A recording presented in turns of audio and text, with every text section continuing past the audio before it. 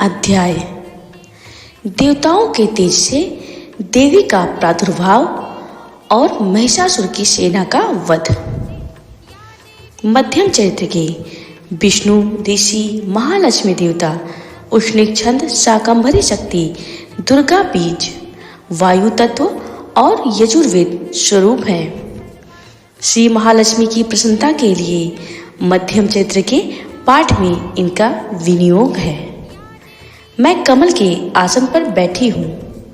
प्रसन्न मुख वाली महिषासुर मर्दिनी भगवती महालक्ष्मी का भजन करती हूँ, जो अपने हाथों में अक्षय माला, फरसा, गदा, बाढ़, वज्र, पद्य, धनुष, कुंडिका, दंड, शक्ति, खड्ग, ढाल, शंख, घंटा, मधुपात्र, शूल, पाश और चक्र धारण करती हैं। ऋषि कहते हैं, पूर्व काल में देवताओं और असुरों में पूरे 100 वर्षों तक घोर संग्राम हुआ था। उसमें असुरों का स्वामी महिषासुर था और देवताओं के नायक इंद्र थे। उस युद्ध में देवताओं की सेना महाबली असुरों से परास्त हो गई। संपूर्ण देवताओं को जीतकर महिषासुर इंद्र बन बैठा। तब पराजित देवता प्रजापति ब्रह्मा जी को आगे करके उस स्थान पर गए जहां भगवान शंकर और विष्णु जी विराजमान थे। देवताओं ने महिषासुर के पराक्रम तथा अपनी पराजय का यथावत वृत्तांत उन दोनों देवेश्वरों के सामने विस्तार पूर्वक कह सुनाया। वे बोले, भगवान, महिषासुर सूर्य, इंद्र, अग्नि, वायु, चंद्रमा, यम, वरुण तथा अन्य देवताओं के भी अधिकार छीनकर स्वयं ही सबका अधिष्ठाता बना बैठा है। उस दुरात्मा महिष ने समस्त देवताओं को स्वर्ग से निकाल दिया है। अब वे मनुष्यों की भांति पृथ्वी पर विचरते हैं। दैत्यों की यह सारी करतूत हमने आप लोगों से कह सुनाई। अब इस कष्टों का आप निवारण करिए। हम आपके शरण में आए हैं। उसके वध का कोई उपाय सोचिए। इस प्रकार देवताओं के वचन सुनकर भगवान विष्णु और शिव ने दैत्यों पर बड़ा क्रोध किया। उनकी बाहें तन गईं और मुख टेढ़ा हो गया। तब अत्यंत कोप में भरे हुए चक्रपाणी विष्णु के मुख से एक महान तेज प्रकट हुआ। इसी प्रकार ब्रह्मा, शंकर तथा इंद्र आदि अन्य देवताओं के शरीर से भी बड़ी भारी तेज निकला।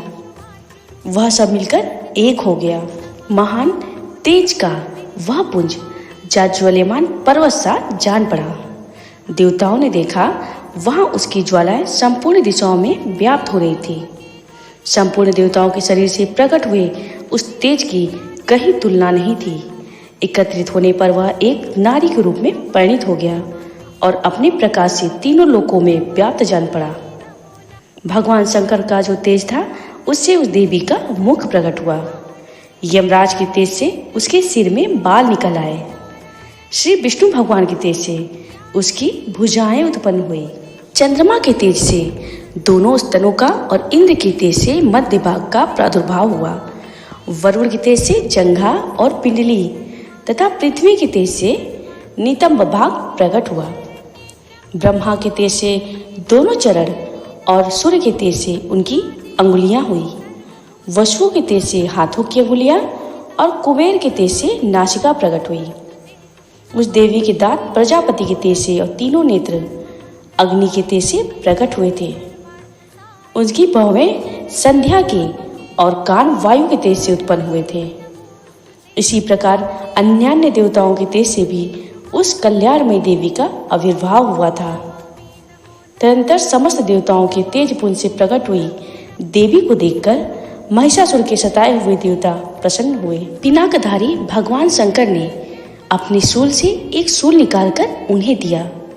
फिर भगवान विष्णु ने भी अपने चक्र से चक्र उत्पन्न करके भगवती को अर्पण किया। वरुण ने भी शंख भेंट किया। अग्नि ने उन्हें शक्ति दी और वायु ने धनुष तथा बाण से भरे हुए 2 तरकस प्रदान किए। सहस्त्र नेत्रों वाले देवराज इंद्र ने अपने वज्र से वज्र उत्पन्न करके दिया और ऐरावत हाथी से उतार कर 1 घंटा भी प्रदान किया। यमराज ने कालदंड से दंड, वरुण ने पास, प्रजापति ने स्फटिक की माला तथा ब्रह्मा जी ने कमंडलू भेंट किया। सूर्य ने देवी के समस्त रोमकूपों में अपनी किरणों का तेज भर दिया। काल ने उन्हें चमकती हुई ढाल और तलवार दी। क्षीर समुद्र ने उज्ज्वल हार तथा कभी जीर्ण न होने वाले 2 दिव्य वस्त्र भेंट किए। साथ ही उन्होंने दिव्य चूड़ामणि, 2 कुंडल, कड़े, उज्ज्वल अर्धचंद्र, सब बाहुओं के लिए केयूर, दोनों चरणों के लिए निर्मल नुपुर, गले की सुंदर हसली और सब अंगुलियों में पहनने के लिए रत्नों की बनी अंगूठियां भी दी। विश्वकर्मा ने उन्हें अत्यंत निर्मल फरसा भेंट किया। साथ ही अनेक प्रकार के अस्त्र और अभेद्य कवच दिए। इनके सिवा मस्तक और वक्षस्थल पर धारण करने के लिए कभी न कोमलाने वाली कमलों की मालाएं दी। जल निधि ने उन्हें सुंदर कमल का फूल भेंट किया। हिमालय ने सवारी के लिए सिंह तथा भांति भांति के रत्न समर्पित किए। धनाध्यक्ष कुबेर ने मधु से भरा पान पात्र दिया तथा संपूर्ण नागों के राजा शेष ने, जो इस पृथ्वी को धारण करते हैं, उन्हें बहुमूल्य मणियों से विभूषित नागहार भेंट किया। इसी प्रकार अन्य देवताओं ने भी आभूषण और अस्त्र शस्त्र देकर देवी का सम्मान किया। तत्पश्चात उन्होंने बारंबार अट्टहास पूर्वक उच्च स्वर से गर्जना की। उनके भयंकर नाद से संपूर्ण आकाश गूंज उठा। देवी का यह अत्यंत उच्च स्वर से किया हुआ सिंहनाद कहीं समा न सका। आकाश उसके सामने लघु प्रतीत होने लगा। उससे बड़े जोर की प्रतिध्वनि हुई, जिससे संपूर्ण विश्व में हलचल मच गई और समुद्र कांप उठे, पृथ्वी डोलने लगी और समस्त पर्वत हिलने लगे। उस समय देवताओं ने अत्यंत प्रसन्नता के साथ सिंहवाहिनी भवानी से कहा, देवी तुम्हारी जय हो। साथ ही महर्षियों ने भक्तिभाव से विनम्र होकर उनका स्तवन किया। संपूर्ण त्रिलोकी को क्षोभग्रस्त देख दैत्यगण अपनी समस्त सेना को कवच आदि से सुसज्जित कर हाथों में हथियार ले सहसा उठकर खड़े हो गए। उस समय महिषासुर ने बड़े क्रोध में आकर कहा, आह, यह क्या हो रहा है। फिर वह संपूर्ण असुरों से घिरकर उस सिंहनाद की ओर लक्ष्य करके दौड़ा और आगे पहुंचकर उसने देवी को देखा, जो अपनी प्रभा से तीनों लोगों को प्रकाशित कर रही थी। उनके चरणों के भार से पृथ्वी दबी जा रही थी। माथे के मुकुट से आकाश में रेखा सी खींच रही थी तथा वे अपने धनुष की टंकार से 7 पातालों को क्षुब्ध किए देती थी। देवी अपनी हजारों भुजाओं से संपूर्ण दिशाओं को आच्छादित करके खड़ी थी। तदंतर उनके साथ दैत्यों का युद्ध छिड़ गया। नाना प्रकार के अस्त्र शस्त्रों के प्रहार से संपूर्ण दिशाएं उद्भासित होने लगी। चिच्छुर नामक महान असुर महिषासुर का सेना नायक था। वह देवी के साथ युद्ध करने लगा। अन्य दैत्यों की चतुरंगी सेना साथ लेकर चामर भी लड़ने लगा। 60,000 रथियों के साथ आकर उदग्र नामक महादैत्य ने लोहा लिया।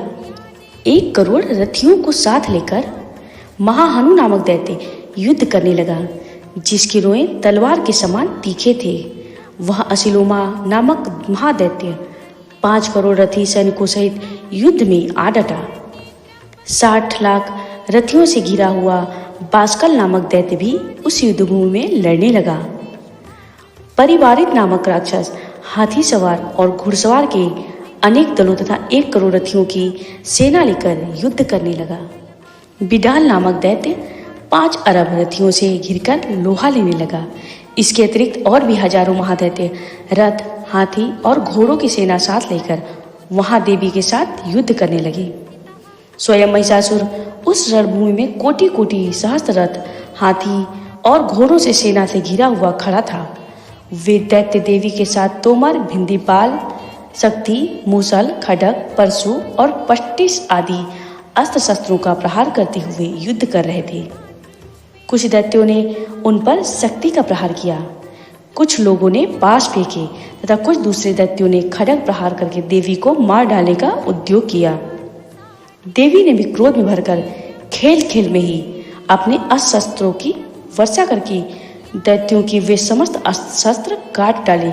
उनके मुख पर परिश्रम या थकावट का रज्ज मात्र भी चिन्ह नहीं था। देवता और ऋषि उनकी स्तुति करते थे और वे भगवती परमेश्वरी दैत्यों के शरीरों पर अस्त्र शस्त्र की वर्षा करती रही। देवी का वाहन सिंह भी क्रोध में भरकर गर्दन के बालों को हिलाता हुआ असुरों की सेना में इस प्रकार विचरने लगा मानो वनों में दावानल फैल रहा हो। रणभूमि में दैत्यों के साथ युद्ध करती हुई अंबिका देवी ने जितने निश्वास छोड़े वे सभी तत्काल सैकड़ों हजारों गरुड़ के रूप में प्रकट हो गए और परशु, भिंदीपाल, खड्ग तथा पट्टिस आदि अस्त्रों द्वारा असुरों का सामना करने लगे। देवी की शक्ति से बड़े हुए वे गण असुरों का नाश करते हुए नगाड़ा और शंख आदि बाजे बजाने लगे।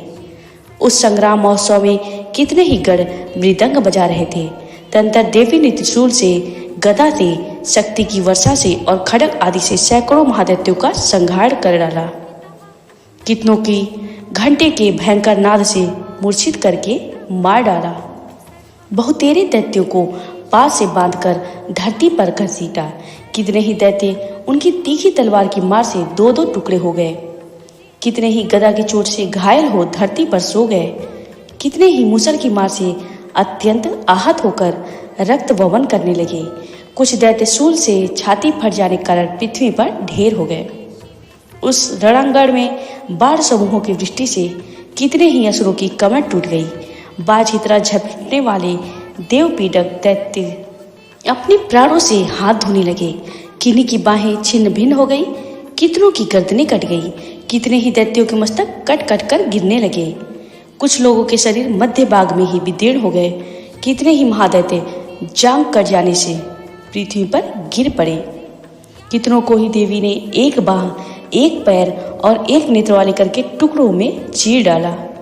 कितने ही दैत्य मस्तक कट जाने पर कितने ही दैत्यगण गिरकर फिर उठ जाते और केवल धड़ के ही रूप में अच्छे अच्छे हथियार हाथ में ले देवी के साथ युद्ध करने लगते थे। दूसरे कबंध युद्ध के बाजों की लय पर नाचते थे। कितने ही बिना सिर के धड़ हाथों में खड्ग, शक्ति और इष्टि लिए दौड़ते थे तथा दूसरे दूसरे महादैत्य ठारो ठारो यह कहते हुए देवी को युद्ध के लिए ललकारते थे। जहाँ वह घोर संग्राम हुआ था वहाँ की धरती देवी के गिराए हुए रथ, हाथी, घोड़े और असुरों की लाशों से ऐसी पड़ गई थी कि वहां चलना फिरना असंभव हो गया था। दैत्यों की सेना में हाथी, घोड़े और असुरों के शरीर से इतनी अधिक मात्रा में रक्तपात हुआ था कि थोड़ी ही देर में वहां खून की बड़ी बड़ी नदियां बहने लगी।